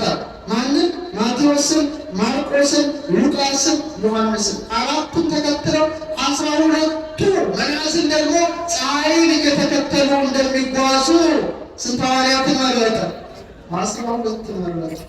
በብሉይ 12 ሊቃነ ነቢያት፣ በሐዲሱ ደግሞ 12ቱ ብርሃን ከዋክብትን መረጠ። ለዚህ ነው ሰማይ የእግዚአብሔርን እጅ ሥራ ይናገራል። እያንዳንዱ የሚገርማችሁ ፀሐይ ፍኖተ ፀሐይ አላት፣ መንገድ አላት። ዝም ብሎ አይደለም። 12ቱ ብቻ ሌላው በተለያዩ 88 ናቸው። አንዱ በዚህ ጋር ሄዳል፣ አንዱ በዚህ፣ አንዱ በዚህ። የፀሐዩ መስመር የሚከተሉ ከዋክብት ስንት ናቸው? 12 ብቻ ናቸው። ኤክሊፕቲክ ይባላል። ፍኖተ ፀሐይ እያንዳንዳቸው በ30 ዲግሪ ያሉ እንደ ሰርክል በሉ 360 ዲግሪ። በጣም ይገርማል። እሱም ስንት ሐዋርያትን መረጠ? መልሱ 12። ለዚህ ነው በጥንት ጊዜ 12 ሆነው የሚቀድሱት ካህናት። ዛሬው ነው 5 አልነበር ወይ 12 ወይ 7 ነበር። 5 ከጊዜ ብዛት ሲመጣ አይቀር እዚህ ዓመት አይሆንም። 7 ልኡካን ወይ 12 ልኡካን ሆነው ይቀድሳሉ። 12 ልኡካን ሆነው ከቀደሱ በ12ቱ ብርሃን ከዋክብት አምሳል። እነዚህ ስጋዊ ነው፣ እነዚህ ደግሞ መንፈሳዊ ነው። እነዚህ ፀሐይ ነው የሚከተሉት። እነዚህ ካህናት ደግሞ እውነተኛው ፀሐይ ሊቀ ካህናት ክርስቶስን ነው የሚከተሉት። ወይ 7 ሆነው ሊገቡ ይችላሉ። ስንት ሆነው? 7 ዕለታት አሉ። እግዚአብሔር ሁሉም በሰባት አዋቅሯል። በቀኝ እጁ 7 ከዋክብት ነበረ ይላል። ፀሐይ፣ ጨረቃ፣ 5 ፕላኔቶች የሰው ፊት ላይ 7 ነገር እንዳስቀመጠ ማለት ነው። ከቃሉ ጋር ናችሁ። እግዚአብሔር ሁላችን ጋር አይሆን። ስለዚህ ምን አለ? በፀሐይ ትመስያለሽ ካለ በኋላ ወደ ወስኑ አይደለም። በጨረቃ ነው ሲሉ ጨረቃስ የራሷ ብርሃን የላትም። ብርሃን የምትቀበለው ከማን ነው? መልስ ስጡ። ፀሐይ ነው። ሰሎሞን ዳዊት ምን አለ? ዙፋኑን በፊቴ እንደ ፀሐይ ይኖራል፣ ለዘላለም እንደ ጨረቃ ይጸናል፣ ምስክርነቱን ቢሰማ የታመነ ነው። መዝሙር 88 በቅንፍ 89 ከ36 እስከ 37። ጨረቃን ስታስብ ማንን ታስባለህ? ዮሐንስ መጥምቅ በዮሐንስ 1:8 ላይ ስለ ብርሃን ሊመሰክር መጣ እንጂ እሱ ብርሃን አልነበረም። ለሰው ሁሉ የሚያበራው እውነተኛ ብርሃን ወደ ዓለም ይመጣ ነበር። እሱ ማን ነው? ክርስቶስ ነው። የፀሐይ ብርሃንን የምትቀበል ማን ናት? አረበልስም ጨረቃ ናት። የእውነተኛውን ፀሐይ የክርስቶስን ብርሃን የተቀበለ ማን ነው? ዮሐንስ ነው። መንገድ ጠራጊው ነው። ቤተ ክርስቲያንና ካህናት ናቸው። ሊቁ ምን ይላል? ካህናት ጨረቃ ናቸው ይላል። ምንድን ናቸው? ጨረቃዎች ናቸው። ጨረቃዎች ናቸው። ለምን? ጨረቃ የፀሐይን ብርሃን እንደምትቀበል ከእውነተኛው ፀሐይ ከክርስቶስ ምን ተቀብለዋል? ስልጣነ ክህነትን ተቀብለዋል። ከፀሐይ የተለየ ጨረቃ ምን የላትም? ምን የላትም? ብርሃን እንደሌለ ከእውነተኛው ከክርስቶስ ክህነትን ያልተቀበለ ብርሃን የለውም ወይም ክህነት የለውም። ለዚህ ነው የክህነት ሰንሰለት ያልተቋረጠው እዚህ ቤተክርስቲያን። ሌላው ተነስቶ ካህን ነኝ ይላል። አይሰራም፣ አይሆንም። በትክክለኛው መስመር የእኛ በማርቆስ በኩል የመጣ ሰንሰለት ነው እስካሁን ያልተቋረጠ። ያ ከሆነ ጨለማ ነው። ጨለማ ደግሞ ሊያበራ አይችልም። ስለዚህ ጨረቃ ሆኖ ማን ተገልጠዋል? ካህናት፣ ቤተክርስቲያን ተገልጠዋል። ለዚህ ነው ቤተክርስቲያን ቅዳሴ ሲቀደስ ስርዓተ ቤተክርስቲያን ወይም የቅዳሴው ስርዓት ምን ይላል? ሁለት መብራት አንዱን በቀኝ አንዱን በግራ በመንበረ ታቦቱ ላይ አብሮ ይላል። ስርዓቱ ሰው ላይ ተጽፏል። ዙሪያውን ደግሞ የቀናኒ መብራቶች ይብሩ። ቤተክርስቲያን የጠፈር ምሳሌ ናት። በቀኝ የሚበራው መብራት የፀሐይ፣ በግራ የሚበራው መብራት የጨረቃ፣ ዙሪያውን የሚበራው መብራት የከዋክብት ምሳሌ ሰማይ አድርጎ ገልጧታል ቤተክርስቲያን። ወደ ያወስኑ ካለ በኋላ ወደ ከማን ያወስኑ የመጨረሻ ነው። ውስጥ ባስታርጎ ሸሻለ። እቺ ምንድና ቪነስ ናት። ዝሁራ ትባላለች። ምን ትባላለች? ዝሁራ። ዝሁራ ማለት በግዕዝ ቋንቋ አበራ ማለት ነው። ዛሬ አለች ግን አሁን ጠልቃለች። ታኅሳስ አካባቢ ላይ ወደ ምዕራብ ዞር ስትሉ በጣም ደምቃ በጣም አብረታ የምትታይ አንዲት ድሮ አካል ታያላችሁ። እሷ ምንድን ናት? አስታርጎሸሽ ኮከበ ምዕራብ ምንድነው? ቪነስ የምትባለው ጉዳለት። ጦራት ደግሞ በምትታይበት ጊዜ ኮከበ ጽባሕ ትባላለች። የንጋት ኮከብ። የምን ኮከብ? ልክ ፀሐይ ከመውጣቷ በፊት በምን ትታያለች? በምስራቅ አድማስ ወሯን ጠብቅ። አሁን ግን ታኅሳስ የጌታ ልደቱ ነው። እንገራችሁ በሙሉ ሰማይ ላይ የሚታዩት ከዋክብት ስለ ልደቱ ነው የሚጽፉት። እንዴት አድርጌ እንደማስረዳት እንደምችል አላውቅም። ከዋክብት ምልከታ ቢኖር ኖሮ ማሳየት ይቻላል። የሰብአ ሰገል ከዋክብት ስለ ወጥተዋል ነው። በስተ ምስራቅ አቅጣጫ ስትወጡ 3 ቀበቶ ይሰሩዋል። እነዚህ ሰብአ ሰገል አምሳል ናቸው።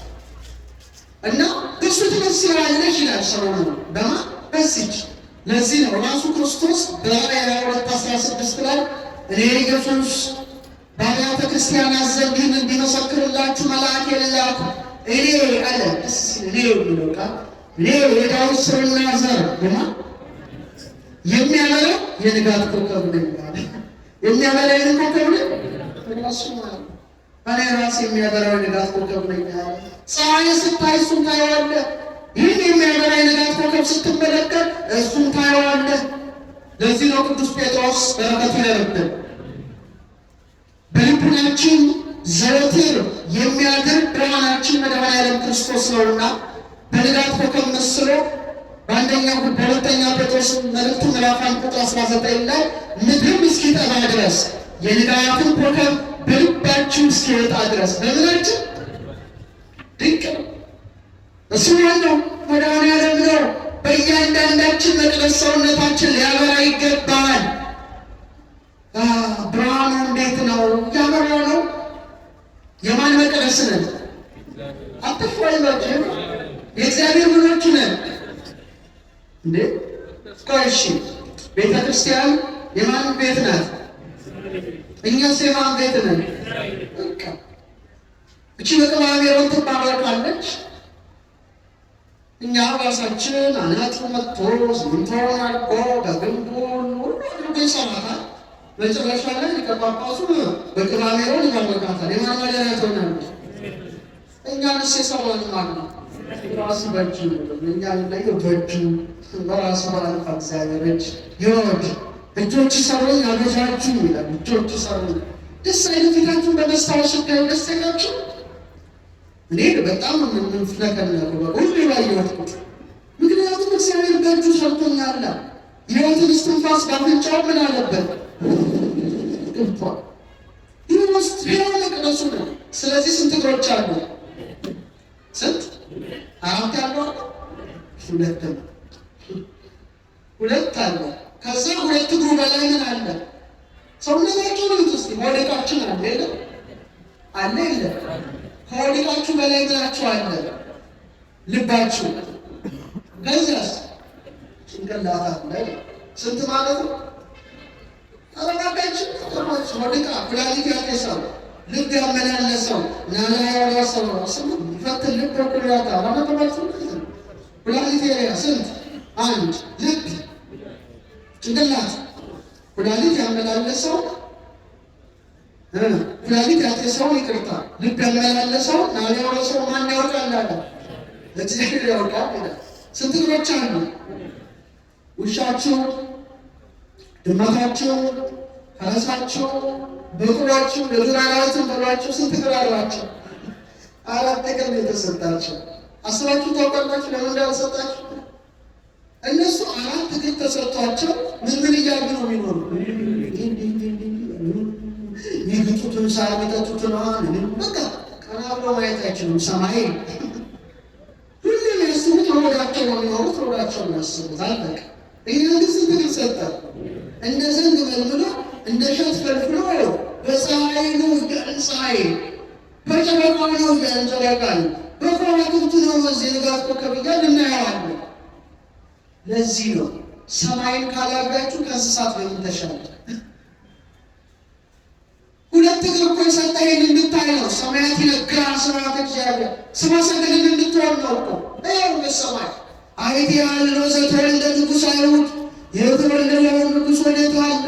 እስመ ርኢነ ኮከበ ዚአሁ በምሥራቅ የእርሱን ኮከብ በምሥራቅ አይተን ወመጻእነ ከመ ንስግድ ሎቱ ለእርሱ ልንሰግድ መጥተናል እያልክን እንድትፈልገው እኮ ነው ራሱ መድኃኒዓለም እውነተኛውን ሰዓት እንዲህ መሬት እያለ ስለ መብላት፣ ስለ መጠጣት፣ ስለ መውለድ ብቻ ካሰብ አራት እግር ይገባ ነበር።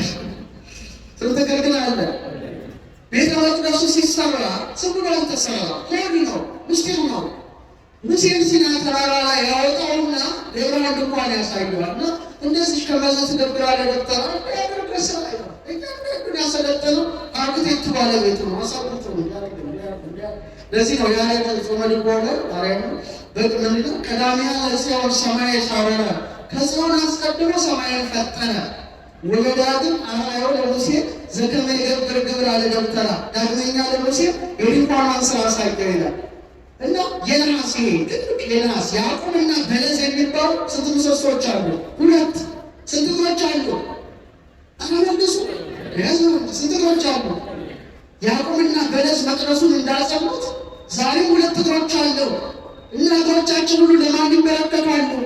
እግዚአብሔር ከመለስሙ ለኢየሱስ ክርስቶስ አለ። እነዚህ ናቸው ይስገድ ሁሉ ብርክ ያዕቆብ ቀኙ፣ በለስ ግራው ነው። ከዛ መቅደሱን ሲሰራው ስንት ክፍል አስደረገው? 3 ብሎኑ ለሶስት ነው። የመጀመሪያው አደባባይ ይባላል እና አደባባይ ላይ ያለው ስርዓት ምን መሰላችሁ? ፊታችሁን በመስታወት ስታዩ ልታስቡት ብዬ ነው። አደባባይ ላይ ምን አለ መሰላችሁ? የሚቃጠል መስዋዕት ካህናት የመናጻት ስርዓት ያከናውናሉ። የሚቃጠል መስዋዕት ለማን ይቀርባል? ምን ላይ? የመጀመሪያው ክፍል አደባባይ መቃጠል ስርዓት።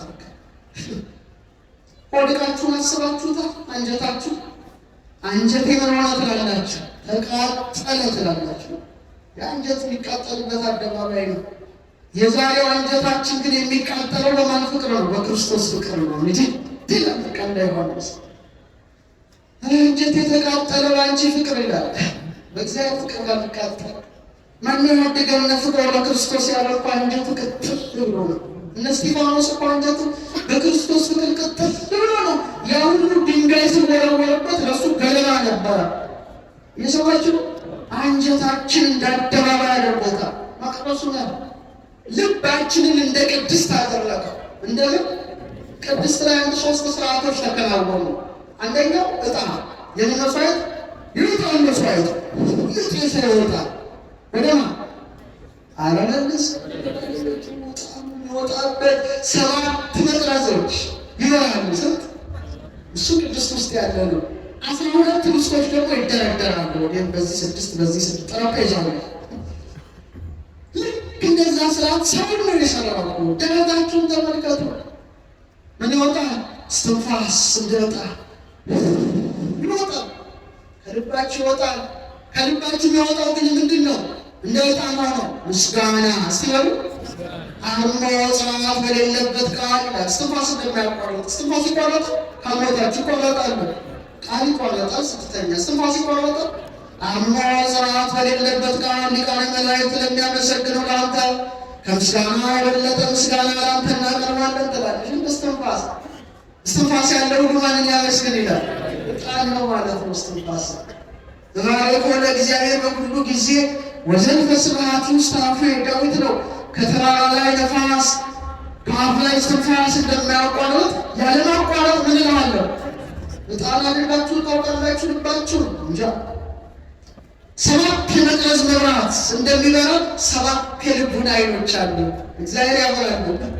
7 የልቡና ዓይኖች አሉ። ዝርዝራቸው ሳይገባ እንደ 12 ውስጥ እንደስንት ትገቡት 12 ውስጥ ሲሰሩ አሁን ምን ያደርጋል? 12 እንቁ ያለበት ልብስ ይለብሳል። ስንት? 12 በዚህ 6 በዚህ 6 እስራኤል ትውልዶች ነገደ እስራኤል ስም የተጻፈበት 12 ከእንቁ የተሰሩ ጸናጽል ዘውስጥ ልብሱ ለአሮን ካህን ድንግል ትመሰልበታለች። 12 ልብስ የደረት ልብስ ለብሶ ይመጣና 12ቱን ህብስት ሰውቶ ለማን ያቀርባል? አረበልሱ ለእግዚአብሔር በዙፋን በመንበሩ ላይ ማለት ነው። ልባችሁስ? ልብ ምንድን ነው? ፓርት ማለት አይደለም። አንተ ልብ በእኛ ትምህርት በኢትዮጵያ ሊቃውንት ትምህርት ነው ብላችሁ ትልቁ ትምህርት አለ። ቤተክርስቲያኗን አናውቃትም በብዙ። ልብ ማለት የልዑል ቤት ማለት ነው። የማን ቤት? የልዑል ቤትን በተመሳሳይ መልኩ በ24 አጥንቶች ተጠብቀዋል። የጎድን አጥንት ስንት ነው ቁጥሩ? 24 ነው። በሰማይ 24ቱ ካህናተ ሰማይ በዙፋኑ ዙሪያ እንደከበሩ 12 በዚህ 12 በዚህ በተመሳሳይ መልኩ የልዑል ዙፋን ሕይወት የሚወጣበት ልባችን የእሱ ዙፋን የሆነው ልባችንም በ24ቱ ልብስ አጥንት ከቦታል። ቅድስተ ቅዱሳን የውስጥ ነው። ካህናት የሚገባበት 7 ምሰሶዎች የሚያበሩበት ራስ ቅላችን ነው። አሁን የሌለንበት ዘመን በጣም የተባረከ ዘመን ነው። እኔ በዚህ ዘመን መወለድ መባረክ ነው ብዬ ማምን ሰው ነው። የሌሎቻችሁን አላውቅም፣ አይመለከተኝም። ምክንያቱም እንዲህ በትንቢት በምሳሌ የተመሰለው ምሳሌ ጭንቅላት ተከፍቶ የተመለከትንበት ከዚህ በቀር ምን አለ? ምን አለ? ምንም የለም። በቅድስተ ቅዱሳን ውስጥ ታቦቱ መናው የያዘች መሶበ ወርቅና በትረ አሮን 3ቱ እንዳሉ ጭንቅላት ሲከፈት ይሄን የተገኘ። አቤት ዘመናችን ምን አይነት የተባረከ ዘመኑን ሰልጥኖ እውቀት ገዝቶ ጭንቅላት ሲከፈት እነዚሁ የተገኙት። ድንገራችሁ ውስጥ ምን እንዳለ ማወቅ ትፈልጋላችሁ? ግሩምና ድንቅ አድርገህ ፈጥረኸኛልና ምን እልሃለሁ? አመሰግናለሁ ይላል ዳዊት። በጣም ግሩም ነን፣ ድንቅ ነን፣ ውብ ነን። አልፋ እግዚአብሔር መልኩን ቀርጾብናል እና ጭንቅላት ሲከፈት የተገኘው አስገራሚ ነው። ነጭ ዛፍ ክንደ አሮን በትር እኮ በጣም ነጭ ሆነ ይዘመለ ሳይንቲስቶች አሉት። መንፈስ ቅዱስ ነው የሚያናግረው። አንተ ዝም ብሎ ስያሜ አይሰጥም። እግዚአብሔር ያናግራል። በዛም በዚህ ማለት ነው። አንተ ብቻ አይመስልም። ድንጋዮችንም ያናግራል። እሸግልለታለሁ እንዳለብ ያለ ብሔሮች ማለት ነው። ሳይንቲስቶች ሲያዩት ምን አሉት? አርበር ቪቴ ፕሪሞች ላይፍ አሉ። የህይወት ዛፍ አሉት። ምን አሉት? ነጭ ስራ አለች ውስጥ ከዚ የአሮን መጥተ 12 ሰዓት ቤተ መቅደስ ተቀምጣ ሳይተክሏት በቅላ ሳያጣጧት ለምልማ አብባ ፍርታ እንደተገኘች 12 በኩራሮሚ ጭንቅላት ሲከፈት 12 ስራዎች አሉት። ክሬኒያል ነርቭስ ድንቅ ነው፣ ድንቅ ነው። አናዮ ለሙሴ ዘከመ ያገብር ግብራ ለረተራ እኔም አንተም አንቺም ሁላችንም ነን። እነዚህ ነርቮች ቢቋረጡ መስማት አትችልም። አሁን ቢተባተባል መናገር አትችልም፣ ማየት አትችልም። ስንት ናቸው ቁጥራቸው? 12 ብቻ ናቸው። መጨረሻ ግን የተገኘው በጣም ከባድ በጣም የሚያበራ ነው። በጣም የሚያንጸባርቅ ነው። እጅግ የተለየ ነው። በጣም ፈሳሽ ነው። ደስ ያለ ጠብ ጠብ ጠብ ጠብ እያለ በዚህ ይመጣል። በ33 ይሄዳል። ብርሃን የተዋሃደው ቅባት ፍጥሯል። በቤተ እግዚአብሔር ያስቀመጠው እነዚህ አይነት ሰዎች አይዘመን የተባረከ ዘመን አለ። ሲያዩት በመሳሪያ ይታያል። ሲከፈል ጭንቅላት ምን ብለው እንደሰገቡት ታውቃላችሁ? ሳክሪፊሽን ክራይስት የክርስቶስ ዘይት ብለው ሰገቡት። እስካሁን ነገር እሱ ነው። ሁሉ በእርሱ ተጋጥመዋል። ማንም የለም። ፀሐይ ደግሞ ጨረቃ ደግሞ ከዋክብት ደግሞ ዛፍ ደግሞ አንተ ደግሞ ሁሉ ወጡ ሆነ። ሁሉ በእርሱ ሆነ። ወዘመነ ውሰ አልቦ ዘኮነ ወይ ምንትንም ዘኮነ ከሆነም ያለ እርሱ ምንም ምን የሆነ የለም። ለምን ፕሮቲናችሁ ብታዩት ጌታ እንደተሰቀለ ሆኖ ነው። ያ ሲቋረጥ ትሞታለህ። በእርሱም ሕይወት ነበረች፣ ሕይወትም የሰው ብርሃን ነበረች። ሕይወታችን ማን ነው? መድኃኒዓለም ነው።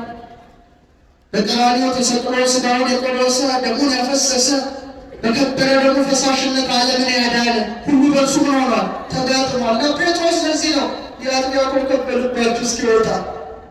የአጥቢያ ኮከብ ማን ነው? ክርስቶስ ነው። ራሱ እንዳስተማረ ያለ ሰማይ ሲወጣ አሁንም መድኃኒዓለም በልባችሁ ይውጣ፣ ይብራ። ፀሐይነቱ ምን ይሁን? ይብራ። ብርሃናችሁ በሰው ሁሉ ፊት ምን ይበል? ንገሩኝ እስኪ ምን ይበል? ይብራ ካለ በኋላ ሰሎሞን እቺ ያለውን ቃል ነግሬ አበቃለሁ። አንድ 5 ደቂቃ። እሺ እሁየ ጫዕዳወ ቀይ ወንድሜ አለ። ነጭና ቀይ ነው ርዕሱ ማለት ነው። ከእልፍ የተመረጠ ነው ይላል። ወንድሜ በምስኪ ድገሙት። ነጭና ቀይ ነው፣ ከእልፍ የተመረጠ ነው። ሊቃውንት ሲተረጉሙት ጻዕዳ በመለኮቱ ወቀይ በትስብእቱ ይሉታል። ሰሎሞን ግን ምን ይለዋል? ወልድ ሆይ ግዕዙ ነው። አማርኛው አጠር ያደርገዋል። ወልድ ወንድሜ ይላል። ውዴ ይለዋል። የአማርኛ ወልድ ማለት ወልድ ነው። ወንድሜ ማለቱ የእኛን ሥጋ ተዋህዷል። ነጭና ቀይ ነው ይላል። ምንና ምንድን ነው? ቀይ ማለቱ ምን ስለተዋሃደ ነው? ሥጋ። እስቲ በሉ ሥጋ። ለዚህ ነው በአንደኛ ዮሐንስ መልእክት ምዕራፍ 5:6 ላይ በውሃና በደም የመጣ ይህ ነው፣ እርሱም ኢየሱስ ክርስቶስ ነው፣ በውሃና በደሙ እንጂ በውሃው ብቻ አይደለም በማለት ስለ ደሙ ያነሳል። ስለምን ያነሳል? ስለ ደሙ ያነሳል።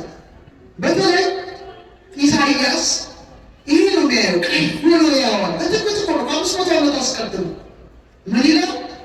መኑ ውእቱ ዝንቱ ዘወፅአ ሜዶን ቀይ ያልባስ እምባሶር መካነ እሲር ኃያል ወግሩም በልብሰቱ። ይህ ከኤዶምያስ ልብሱ የቀላ ከባሶር የሚወጣ አለባበሱ ያማረ በጉልበቱ ጽናት የሚራመድ ማን ነው ይላል። መልስ ስጡት። ማን ነው? መድኃኒዓለም ክርስቶስ ነው። አያችሁ፣ ቀይ የለበሰ ማለት ነው። ቀይ የለበሰ ማለት ነው ሥጋን የተዋሃደ በዕለተ ዓርብ ወደ ቀራንዮ ሲሄድ ምን የለበሰ? ቀይ ከለሜዳ የለበሰ አምላካችን ማን ነው? ለምን ትቀያየ ራሲከ ይላል ኢሳይያስ። ልብስ ስለምን ቀላ? ጥያቄ ነው። ለምን ሥጋን ተዋሃድክ? ወይም ከፈለጋቸው ለምን ቀይ ከለሜዳ ለበስክ ይላል። ውዴ ነጭና ቀይ ነው።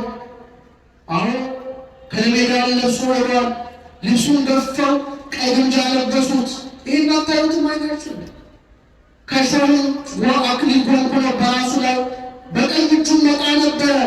በፊቱ ተንበርክከው የአሁን ንጉሥ ሆይ ሰላም ላንተ ይሁን እያሉ ዘበቱበት ይላል ማቴዎስ 27:28። ለምን ትቀያየ ራሲከ? ልብስ ስለምን ቀላ? ለምን ከለሜዳ ለበስ? አዎ ለመዘበት ነው። ደሜን እናፈሳለን ለማለት ነው። ግን እነሱ የሚያደርጉትም ቀዩ አምላክ ግን ሥጋን የተዋሃደው ክርስቶስ ግን ቀይ በመልበሱ ምንድን ነው? ሊቀ ካህናት ስለነበረ ነው። በዘጸአት 28:5 ላይ ምን ይላል? ወርቅንም ሰማያዊ፣ ሐምራዊ፣ ቀይ ግምጃ ጥሩ በፍታ ውሰዱ። ምን አይነት ግምጃ? ቀይ። ሊቀ ካህናቱ ቀይ ግምጃ ይለብሳል። ለምን? በከበረ ደሙ ፈሳሽነት የዓለምን ኃጢአት ያስወገደ ማን ነው? ንገሩኝ። የክብር ባለቤት የአማልክት አምላክ የነገሥታት ንጉሥ ኢየሱስ ክርስቶስ ብቻ ነው። ስለዚህ በደምም የተረጨ ቀይ ልብስ ልብስ ተጎናጽፏል፣ ስሙም የእግዚአብሔር ቃል ተብሏል። ራዕይ 19:13 ወያዕጽብ በወይን ልብሶ ወበደማስ ካልሰንዱ ነው። ዘፍጥረት ላይ 49 ልብሱን በወይን ያጥባል፣ ቀሚሱንም በዘለላ ደም ያጥባል። 49:10 ላይ ማለት ነው። ስለዚህ ነጭ ደግሞ ምንድን ነው? አምላክነቱ ውስጥ ያሉ ፍጹም ሰው ፍጹም አምላክ ማን ብቻ ነው? ክርስቶስ ነው። ከእልፍ የተመረጠ ነው። ድንግል ማርያም በረከቷ ይደርብንና ቤተ መቅደስ ይዘው በአርባ ቀኑ ስትገባ ስምዖን ሲታቀፈው ታቀለቀል አባ ጽጌ ድንግል ያዩ ምን ይላል? እንዘ ተአቅፍዮ ለሕፃንኪ ጽጌ አልፏል፣ ግን የሚጠቅሰው ጥሩ ነው። ጽጌ ጸዓዳ ወቀይ አመ ቤተ መቅደስ ቦይኪ በዕለተ ተአምረ ወንስ ምን ይርግሜ ትናዘዝኒ ምላ ወሊ ሰናይቴ ምስለ ገብርኤል ፍጹም ወሚካኤል ከማኪ ርግሩ በተአምርና በንጽሕና ዕለት አለ ነጭም ቀይም አበባ ልጅሽን ሕፃንሽን ታቀፈሽ ወደ ቤተ መቅደስ በገባሽ ጊዜ ድንግል ማርያም ርግበ ኖህ ርግበ ዳዊት ርግበ ሰሎሞን ከሐዘን ከለቅሶ ታረጋጊን ዘንድ ነይ ድንግል ማርያም ትታረጋታለች። ማንም ታቅፋ ነጭም ቀይም አበባ ልጇን ክብር ምስጋና ስትመጪ ግን አለ ብቻሽን አትምጪ ነው። ደስተኛውን ገብርኤልንና እንዳንቺ ርኅሩኅ ሆነው ሚካኤል ለእኛ ደግሞ እስጢፋኖስን ጨምራትን ቃል ቤታችን ለምን ቀይ ጽጌረዳ መስዋዕትነቱን ያመለክታል። እናንተ ጊፍት እያላችሁ ለፍሬንዶቻችሁ ነው የምትሰጡት አይደለም። ጾመ ድጓ ላይ ምን ይላል? ጽጌረዳ ያስቀምጡ ይላል። የስቅለቱ ቀን ሲወጡ ማለት ቅዱሳቱ ምን ይላል? ትእዛዝ አለ። ቀይ ጽጌረዳ ያስቀምጡ። ለምንድን ነው ቀይ ጽጌረዳ? ጽጌረዳ ውብ እንደሆነ ምንድን ነው? አምላካችን ምንድን ነው? ውብ ነው። ይሴሜል ኃይሉ እንደሆነ ነው። ሁለቱ ከሰብዞች ሁሉ ምን ይላል? ያምራል። ቀይ እንደሆነ ምኑን አፍስሷል? ደሙን አፍስሷል። ጽጌረዳ በእሾህ እንደተከበበች የክብር ባለቤት የሥራ አክሊልን ምን ብሏል? በጭንቅላቱ ላይ ተቀዳጅቷል። በመቀዳጀት ውስጥ አጥፋ ያለነ መርገመ እሾህ ወአሜከላ ዘበቆለ ውስተ ምድርነ በምድራችን የበቀለ እሾህ አሜከላ መርገምን ምን ብሏል? ሽሯል። ልክ እንደ ነጭ አበባ ደግሞ ትንሣኤውን ገልጧል። ምስጋና ለስም ትንሣኤውን ገልጧል። ለዚህ ነው ክርስትና ስንነሳ ነጭ፣ ቀይ፣ ጥቁር ቀለም ያለው ማተብ ይታሰርልናል። አንገታችን እታችን ያሰሩት ነጭ፣ ቀይ፣ ጥቁር ነው። ለምንድን ነው ነጩ? አንድ ወታደር መጣና ቀኝ ጎኑን በተሳለ ጦር ምን አደረገው? ወጋው። እንደ ደፊደል ሆኖ ንጹሕ ውሃ ፈሰሰ። የተጠመቅንበት ነው። ትኩስ ደም ወጣ። የጠጣነው ነው። ስጋው ተፈተተ። የበላነው ነው። ስለዚህ ከጎኑ በፈሰሰ ውሃ ተጠምቀን ስጋውን የበላ ደሙን የጠጣ በቀዳሜው የታተም የክርስቶስ መቅደሱ ሆነናል። ክብር ምስጋና ለስሙ ይሁን። ስለዚህ ምን ይመስል ማን ይመስላል ብሎ እንደተናገረ በእውነት ማን እሱን ሊመስል ይችላል? በአንድ ደቂቃ ትምህርት የሚጨርሰው በስንት በአንድ ደቂቃ አባ ጊዮርጊስ በመጽሐፈ ምስጢር ላይ እንዲህ ይለዋል። የገነት ዛፍ ብለን ስንጠራው በአዳም ዘንድ ይገኛል። የሰመረ መስዋዕት ስንለው በአቤል ዘንድ ይታያል። ማይታይበት የታለ? ነጭም ቀይም አበባ ጌታችን። ያማረ መዓዛ ስንለው በኖህ ዘንድ ይታያል። ህብስትና ወይን ብለን ስንጠራው በመልከጼዴቅ ዘንድ ይታያል። ወዳጅ ስንለው በአብርሃም ዘንድ ይገኛል። በግ ብለን ስንጠራው በይስሐቅ ዘንድ ይገኛል። ጎልማሳ ብለን ስንጠራው በያዕቆብ ዘንድ ይገኛል። እሳት ብለን ስንጠራው እሳት ብለን ስናየው በሙሴው ቁጥቋጦ ውስጥ ይታያል። የኮሬብ ዓለት የተአምር ውሃ ብለን ስንጠራው በአሮን የወርቅ ማዕድ ውስጥ ይገኛል። ሕግና ትእዛዝ ጽላት ብለን ስንጠራው በምን ውስጥ ይታያል? በቃል ኪዳኑ ታቦት ውስጥ ይገኛል። ሽቱ ባለው ጊዜ በጽዮን የዘይት ቀንድ ይገኛል። ጠል ባለው ጊዜ በዳዊት ዘንድ ይገኛል። ንጉሥ ባለው ጊዜ በሰሎሞን ዘንድ ይገኛል። ሕፃን ባለው ጊዜ በኢሳይያስ ዘንድ ይገኛል። በማን ሕፃን ተወለደልን፣ ወንድ ልጅም ተሰጠን፣ አለቅነት በጫንቃው ላይ ሆነ። ስሙም ድንቅ ድንቆች ድንቅ ድንቅ ዝናለም አባት በስማን ማለቃ የመኮንን ብለን ስንጠራው ኤርምያስ ዘንድ ይገኛል። ቀጭን ፍጥረት ብለን ስንጠራው ኤልያስ ዘንድ ይገኛል። ፈረሰኛ ብለን ስንጠራው ዘካርያስ ዘንድ ይገኛል። ግምጃ ብለን ስንጠራው ሕዝቅኤል ዘንድ ይገኛል። ከተራራ የወረደ ድንጋይ ብለን ስንጠራው በዳንኤል ዘንድ ይገኛል። የምስጋና ጽዋ ብለን ስንጠራው በሱቱኤል ዕዝራ ዘንድ ይገኛል። አምላካችን የማይገኝበት ስለዚህ በእውነት ይሄንን ማየት ነው ስብከት ማለት ይሄን ማየት ነው። እናየው ዘንድ ደግሞ መልክና ደም ግባት የለውም ይላል ኢሳይያስ። ደግሞ ሰሎሞን እንዲያስደስተው እንዲሁ ውበቱን አሳይቶን አቤት የአምላካችን ፀሐይነቱን አሳይቶ ሲያፍለቀልቅ ኢሳይያስ ደግሞ ምን ይላል? እናየው ዘንድ መልክና ደም ግባት የማን ሰው ይላል። ቀራንዮ ላይ ወስደናል። ቀራንዮ ላይ ወስደናል። ቀራንዮን እስቲ አስቡት። 6666 ጊዜ የተገረፈ ጀርባ ሰውነት አስባችሁታል? ስጋ አልቆ እንደ በረዶ አጥንቱ 1 2 3 ብሎ ሲቆጠር በስት ሚስማር የተወጋ እጁ እግሩ በጦር የተበሳ ጎኑ በሾህ አክሊል እዚህ ጋር ደግሞ ደፍተው አክሊል እንደገና ጭንቅላቱ መቶ ፊቱ በደም እናየው ዘንድ መልክና ደም ግባት ብቻ እኛ ክርስቲያኖች ሁለቱንም እናያለን። የማን ፊቱንም እናስባለን፣ የደብረ ታቦር ፊቱንም እናስባለን። ምክንያቱም ውዴ ነጭና ቀይ ነው። ወስብሐት ለእግዚአብሔር።